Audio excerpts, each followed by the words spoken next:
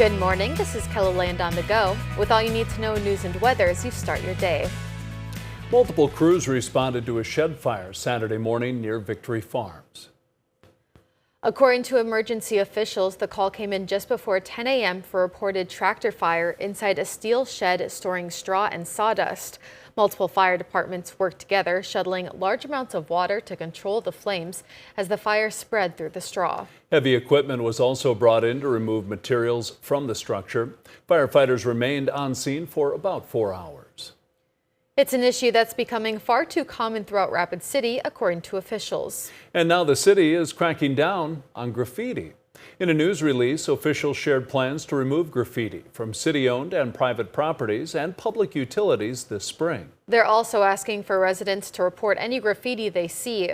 The city's goal is to have any markings removed within 24 hours of when a report is made. Officials say they'll work with private property owners to have graffiti abated or removed by vendors hired by the city.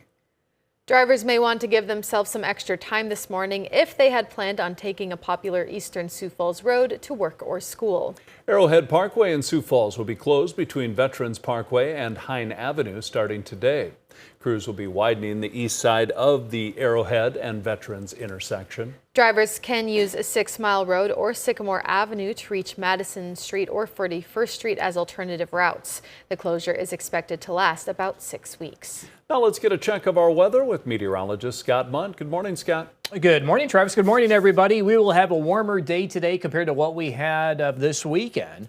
Numbers will reach the 60s, 70s, and even low 80s will show up in western, central, and south central South Dakota. And we will continue this warming trend through at least midweek, with a chance that some may hit 90 by the time we do get into Wednesday. Brian will have more details on your forecast coming up. Thank you, Scott. A trip to Africa earlier this year helped an Augustana student change a Kenyan man's life. Lily Whiff met Moses, a man who is paralyzed in a rural village. She went home and started fundraising and sharing Moses' story to get him a wheelchair. If you see that need and it's laid on your heart, then I say go for it. Like, that's what was crazy is I met Moses for 5 minutes, and I don't know how I knew, but I just knew that I could help him and that I wanted to and that I needed to. The funds helped Moses travel to the capital city, get his wheelchair, and go back home. Lily is still helping Moses with access to physical therapy. You can find links to the Mission for Moses Facebook page and GoFundMe with this story on KELOLAND.com. The oldest cemetery in Sioux Falls is under new leadership. Last year, Mount Pleasant lost its nonprofit status. After that, a new board of directors was elected in October. The new board says it is working on becoming a nonprofit once again. I feel we're very close to getting the nonprofit status back, but it does take a little bit of time, so a little bit of patience is appreciated. The board also held a meeting on Saturday morning where they explained their accomplishments over the past 6 months and the work that still needs to be done. Downtown Sioux Falls Restaurant Week is actually a 15-day event, and we've officially passed the halfway mark. This year's culinary competition features 17 restaurants, with each creating a dish specifically for Restaurant Week. The participants range from breakfast spots to fine dining. The list includes Phillips Avenue Diner, which is serving an almondine Benedict topped with walleye. It's something refreshing and creative that I feel like everybody locally can enjoy from the walleye perspective, and something that is generally accepted with the Benedict everybody loves. So the combination of both of them is out of this world, mind-blowing. Restaurant Week runs through Thursday. That's a look at some of our top stories. Now let's get another check your weather with meteorologist Brian Karstens. Brian? All right, as we look at our weather today, well, those red flag conditions out there.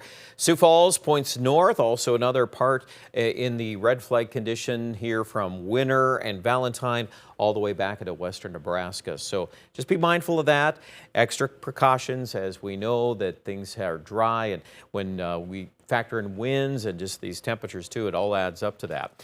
Now, Futurecast. This is the latest on the temperatures. You can see clearly climbing this afternoon. 70-degree weather, very common. East River looks like western South and central South Dakota. A few 80s will pop up later on today. Now, after some gusty south winds today, we do anticipate less wind tomorrow.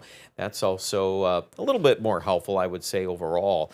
You'll notice, too, that as we go through the forecast, the temperature outlook here into the 80s from Sioux Falls west. And then on Wednesday, it's even going to be warmer.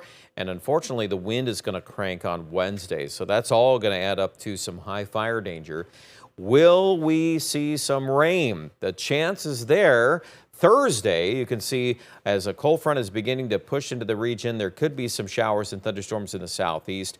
Parts of western Iowa already under a severe weather risk. The question will be the timing on some of that.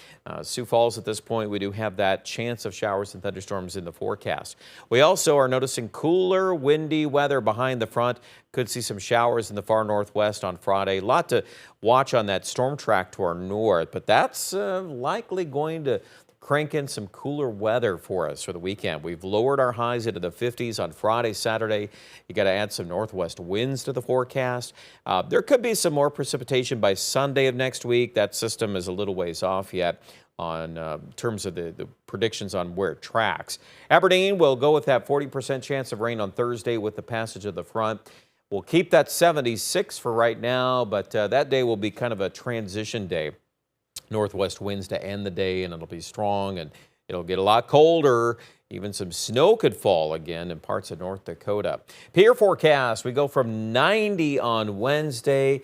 Sharp cold front, temperatures falling into the 60s on Thursday, and then even cooler, mid-50s on Friday. And it looks like even low 50s for the weekend. Rapid City could even hold in the 40s for the weekend. So yeah, there's a big warm-up the next 3 days, but it's not going to last. More details at KENDLLAND.com.